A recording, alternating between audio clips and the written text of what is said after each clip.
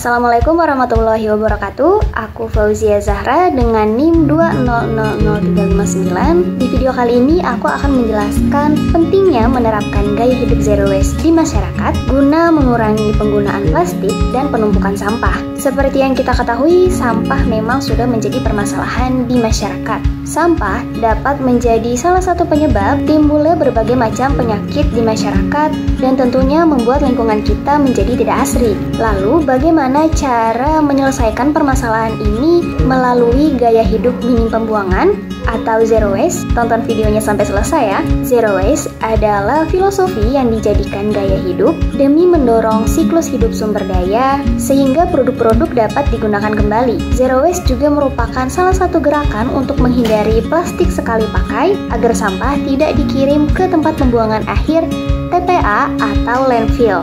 Dalam penerapannya, Bea Johnson dari Zero Waste Home mempopulerkan 6R, yaitu rethink, refuse, reduce, reuse, recycle, dan root. Atau dalam bahasa Indonesianya, menolak, mengurangi, menggunakan kembali, melakukan daur ulang, dan pembusukan. 6R ini dapat menjadi pegangan untuk gaya hidup yang minim limbah sehingga dapat menciptakan lebih sedikit limbah dan menggunakan sumber daya alam secara maksimal. Lalu, bagaimana caranya agar gaya hidup zero waste dapat diterapkan di masyarakat? Tentunya melalui pengenalan dan penyuluhan terlebih dahulu. Agar lebih maksimal dalam penerapannya, beberapa kelompok masyarakat atau kelompok sosial dapat bekerja sama dengan instansi pemerintahan untuk melakukan penyuluhan dan membuat iklan layanan masyarakat. Dan dalam penerapannya, masyarakat dapat menggunakan prinsip 6R yang dijelaskan oleh Bea Johnson. Yang pertama adalah rethink. Contohnya adalah memikirkan dampak berkepanjangan dari penggunaan plastik sekali pakai. Apakah itu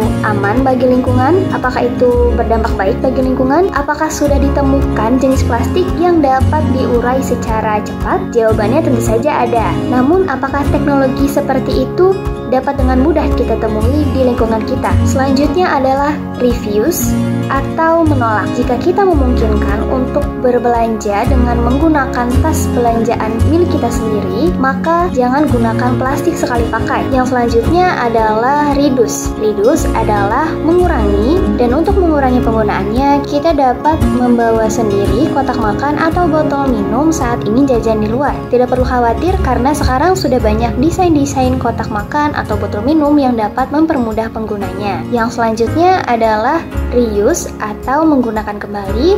Lalu ada recycle atau mendaur ulang sampah yang memungkinkan untuk didaur ulang. Lalu yang terakhir ada root atau pembusukan sampah dapur yang nantinya dapat dimanfaatkan sebagai pupuk yang bermanfaat bagi tanaman. Lalu bagaimana peran desainer dalam memecahkan permasalahan ini? Tentu saja fungsi desain adalah untuk memecahkan masalah dan mencari solusi dari permasalahan. Salah satu solusi yang dapat diterapkan adalah dengan merancang tas belanja yang memungkinkan untuk dibawa kemanapun dan kapanpun. Tas ini bernama Easy Tote Bag. Easy Tote Bag adalah tas jinjing yang dirancang khusus agar dapat dibawa kemanapun dengan ukuran yang tidak terlalu besar dan dilengkapi dengan karabiner. Tas ini dapat dicantelkan dan dibawa kemana-mana. Cocok sekali untuk seseorang yang selalu melupakan tas jinjingnya saat berbelanja karena Easy Tote Bag dapat dicantelkan di dompet atau tas yang memiliki zipper.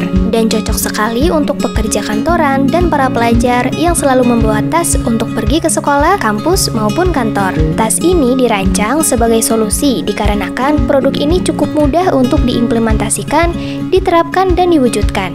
Ada banyak jenis penerapan dalam gaya hidup zero waste, namun tidak semua orang mau melakukannya dikarenakan tidak terbiasa dan terbilang tidak praktis bagi masyarakat awam yang belum paham mengenai urgensi menjaga lingkungan hidup. Itu sebabnya desainer harus bisa memodifikasi hal yang sudah ada menjadi lebih mudah sehingga masyarakat lebih terbiasa walaupun dimulai dari hal kecil.